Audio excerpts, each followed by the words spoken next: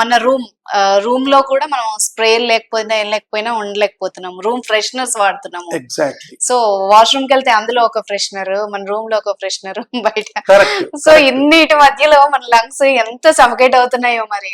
అంటే ఇందులో ఒక చిన్న తేడా ఉందమ్మా. ఓకే. ఇప్పుడు డస్ట్ మైట్ అనుకో, పోలన్ అనుకో, ఇవన్నీ ప్రోటీన్స్ లేదా గ్లైకో ప్రోటీన్స్, అంటే వాటికి జీవం ఉంది. జీవం ఉండే వాటి వల్ల వచ్చే వాటిని అలర్జెన్స్ అంటాం. ఓకే. ఓకే, అది యాంటీబాడీని ట్రిగ్గర్ చేస్తుంది. అయితే మీరన్న పర్ఫ్యూమ్ కు జీవం లేదు, పొగకు జీవం లేదు, పొల్యూషన్ కు జీవం లేదు, కెమికల్స్ కు జీవం లేదు. వీటిని ట్రిగ్గర్స్ అంటాం. ఓకే. ట్రిగ్గర్స్ వేరు, ఎలర్జెన్స్ వేరు.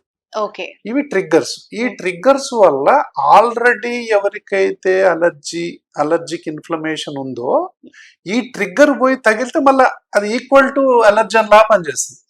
ఓకే. ఆల్రెడీ ఒకళ్ళకి అలర్జీ, ఆస్మా ఉంది, తుమ్ములు ఉన్నాయి. అందుకే మీరు చూడండి, ఎవరైనా పొల్యూషన్ లో పోతే పడదు. అవును. పర్ఫ్యూమ్ కొట్టుకుంటే కూడా పడదు వాళ్ళకి. అవును. అగరబత్తీలు వెలిగిస్తే కూడా పడదు.